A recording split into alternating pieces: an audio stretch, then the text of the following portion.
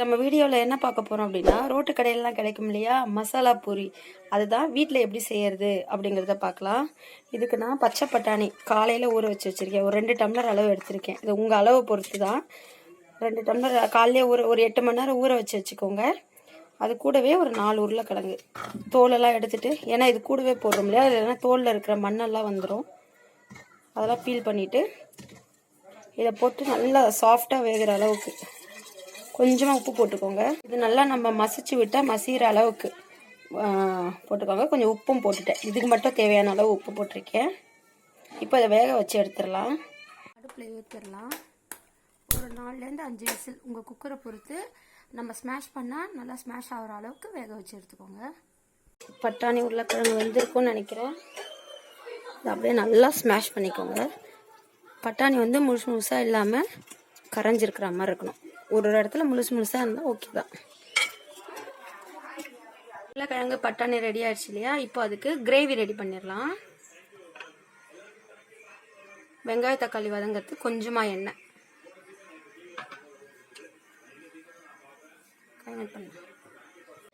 எண்ணெய் காஞ்சிருச்சு. இப்போ அதில் வெங்காயம் கட் பண்ணி வச்சுருக்கோம்ல, அது போடலாம். நான் ஒரு பெரிய வெங்காயத்தை கட் பண்ணி போட்டிருக்கேன். கூடவே பூண்டு ஒரு 1/2 இன்ச் அளவுக்கு, இஞ்சி, ஒரு பச்சை மிளகா, ஒரு பச்சை மிளகா போட்டிருக்கேன். இவங்க எல்லாரையுமே இதில் போட்டு நல்லா ஃப்ரை பண்ணுவோம். நீங்கள் வெங்காயத்தெல்லாம் ஒரு ரஃப்பாக சாப் பண்ணால் போதும். ஏன்னா இதெல்லாம் வதக்கி நம்ம அரைக்க தான் போகிறோம். இவங்க கொஞ்சம் வதங்கட்டும்.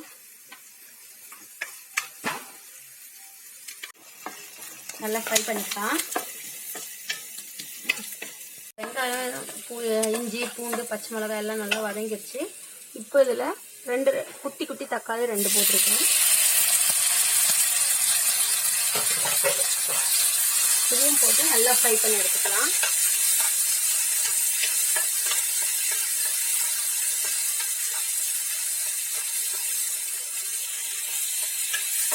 இப்போ தக்காளியும் நல்லா வதங்கிட்டாங்க. இப்போ இதை ஒரு ஜாருக்கு மாற்றி அரைச்சி எடுத்துக்கலாம். இப்போ இதெல்லாம் ஜாருக்கு மாற்றியாச்சு. இது கொஞ்சம் ஆறுனதும் மிக்சியில் போட்டு அரைச்சிட்டு காமிக்கிறேன். இப்போ அரைச்சி எடுத்தாச்சு. இந்த மாதிரி நல்லா ஃபைன் பேஸ்ட்டாக இருக்கிற மாதிரி பார்த்துக்கோங்க. இது மாதிரி இருக்கணும். இப்போ இதை தாளிச்சிடலாம். இப்போ இதில் கொஞ்சமாக ஆயில் விட்டுக்கலாம். நிறையெல்லாம் தேவையில்லை, கொஞ்சமாக விட்டுக்கலாம். அதில் அரைச்சி வச்சுருந்தோம் இல்லையா அந்த பேஸ்ட், அதை போட்டுக்கலாம்.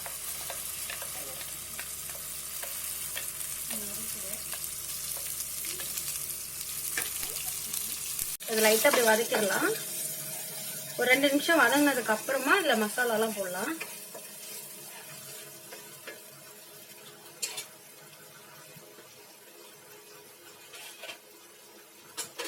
தக்காளி நல்லா வதங்கிடுச்சு. இப்போ இதுக்கு போட போகிற மசாலா இதுதான். சாட் மசாலா 1 டீஸ்பூன், கரம் மசாலா ஒரு 3/4 டீஸ்பூன் எடுத்துக்கோங்க. சீரகத்தூள் ஒரு 1/4 டீஸ்பூன் எடுத்துக்கோங்க. தனி மிளகாத்தூள் ஒரு 1 டீஸ்பூன் உங்களுக்கு காரத்துக்கு ஏற்ற அளவுக்கு. இது என்னது, இது என்ன வரும், சாரி, இது தனியாத்தூள், இதுவும் ஒரு 1/4 டீஸ்பூன் எடுத்துக்கோங்க. நல்லா வதங்கிருச்சு. இப்போ நம்ம ஸ்மாஷ் பண்ணி வச்சிருந்தோம் இல்லையா உருளைக்கிழங்கு பட்டாணி மசாலா, அதை இதில் போட்டுடலாம். உருளைக்கிழங்கு பட்டாணி மசாலா இல்லை, உருளைக்கிழங்கு பட்டாணி.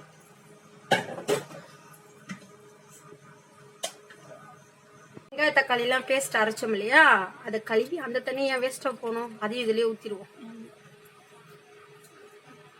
எல்லாத்தையுமே நல்லா மிக்ஸ் பண்ணிக்கோங்க. இது நல்லா திக்கா இருக்கு இல்லையா, இதெல்லாம் கொஞ்சம் தண்ணி ஊற்றிப்போம். அப்பதான் நம்மளுக்கு ஊற்றும் போது மசாலா பொருளை சேர்க்கும் போது கரெக்டா இருக்கும். உங்களுக்கு தேவையான தண்ணி எவ்வளோ ஊற்றிக்கோங்க. இதெல்லாம் நம்ம எடுத்து வச்சிருந்தா மிளகாத்தூள் தெரியுதா, மிளகாத்தூள், அப்புறம் சீரகப்பொடி, கரம் மசாலா பொடி, சாட் மசாலா, தனியாத்தூள்,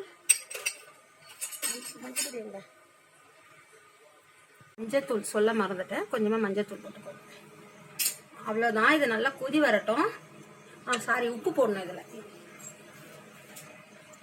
நம்ம பட்டாணி உருளைக்கிழங்கு வேக வைக்கும் போதும் கொஞ்சம் உப்பு போட்டிருக்கோம், அதனால பார்த்து போட்டுக்கோங்க. இது நல்லா மிக்ஸ் பண்ணிடலாம். இது நல்லா கொதி வரட்டும். இப்போ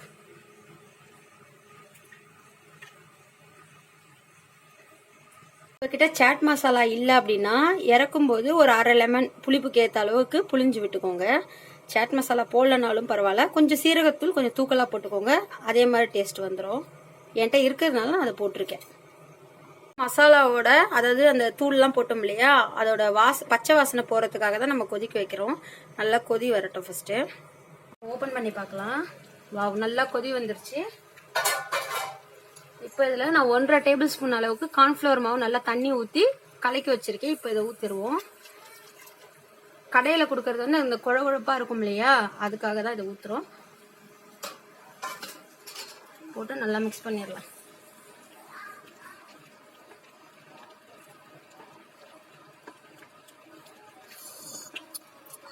ஒரு 2 நிமிஷம் நல்லா கொதிக்கட்டும். நம்ம கார்ன்ஃப்ளவர் மாவு போட்டிருக்கோம்ல, அதனால 2 நிமிஷம் கொதிச்சா போதும். திக்னஸ் உங்களுக்கு எந்த அளவுக்கு தேவையோ அது மாதிரி எடுத்துக்கோங்க. இப்போ இது இந்த ஸ்டேஜ்லேயே இது இட்லி, தோசை, பூரி, சப்பாத்தி எதுக்குனாலுமே இது வந்து ஒரு குருமா மாதிரி தான் இருக்கும். ரொம்ப சூப்பராக இருக்கும். இதை ட்ரை பண்ணுங்க. நம்ம பானிபூரிக்கு மட்டும் கிடையாது, இந்த குருமா நான் எப்போ கற்றுக்கிட்டேனோ இதுதான் இப்போ நிறைய வைக்கிறேன். இது இட்லி, தோசை, சப்பாத்தி எல்லாம் சூப்பராக இருக்கும். ஓகே, இப்போ நல்லா கொதிச்சிச்சு. இப்போ இதை இறக்கிட்டு நம்ம பூரி பொரிச்சு எடுத்துக்கலாம். பூரி பொரிச்சு எடுக்கிறதுக்கு தேவையான எண்ணெய் ஊற்றிடலாம். கடையில் வாங்கின ரெடிமேட் பானிபூரி பண்ணுவாங்க இல்லையா, அந்த பூரி தான் யூஸ் பண்ணியிருக்கேன். இது கம்மியாக தான் இருக்கும். இதை வாங்கி வச்சுக்கிட்டிங்கன்னா பானிபூரி அப்புறம் இந்த மாதிரி மசாலா பூரிலாம் நம்ம உடனே செஞ்சிடலாம். எண்ணெய் காஞ்சிருக்குதான்னு பார்ப்போம்.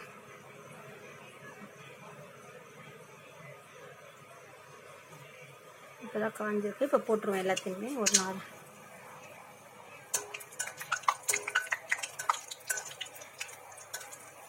இது பொரிஞ்சு வர்றது பார்க்கறதுக்கே ரொம்ப அழகாக இருக்கும். எல்லாமே ஒரே மாதிரி ஷேப்பாக வருவாங்க. ரெடியாகி ஸ்கூலுக்கு போக போகிறாங்க. பாருங்கள் எவ்வளோ சூப்பராக வராங்க.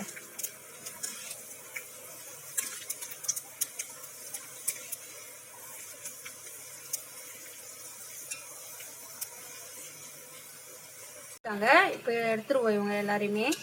நம்மளுக்கு எவ்வளோ தேவையோ அது எல்லாத்தையும் பொரிச்சிட்டு நான் காமிக்கிறேன். எல்லா பொரியுமே நம்ம அழகாக பொரிச்சு எடுத்தாச்சு. இப்போ இதை பிளேட்டிங் பண்ணிடலாம். இப்போ பிளேட்டிங் பண்ணிடலாம். பானிபூரி இதை உடச்சி விடலாம்.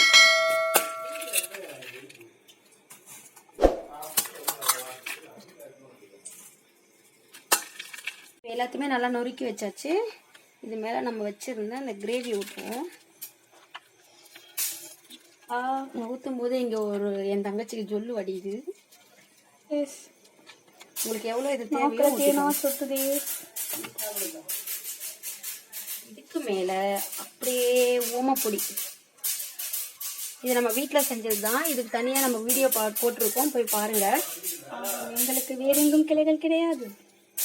ஒன்லி நிமிப்ரபு யூடியூப் சேனல் மட்டும்தான். மேலே மலைச்சாரல் தூணது மாதிரி கொத்தமல்லி, இல்லை கேரட் இருந்தாலும் நீங்கள் துருவி போட்டுக்கலாம், நல்லாயிருக்கும். இதுக்கு மேலே வந்து ஓமப்பொடி இல்லைன்னா கார்ன் சிப்ஸ் இருக்கு இல்லையா, அது வேணாலும் போட்டுக்கலாம். வெங்காயம் மேலே போட்டுக்கலாம்.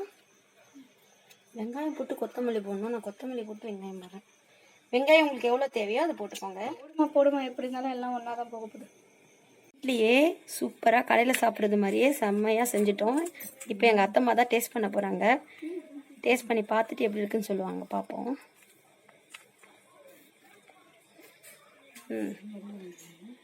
டேஸ்ட் பண்ணுங்க.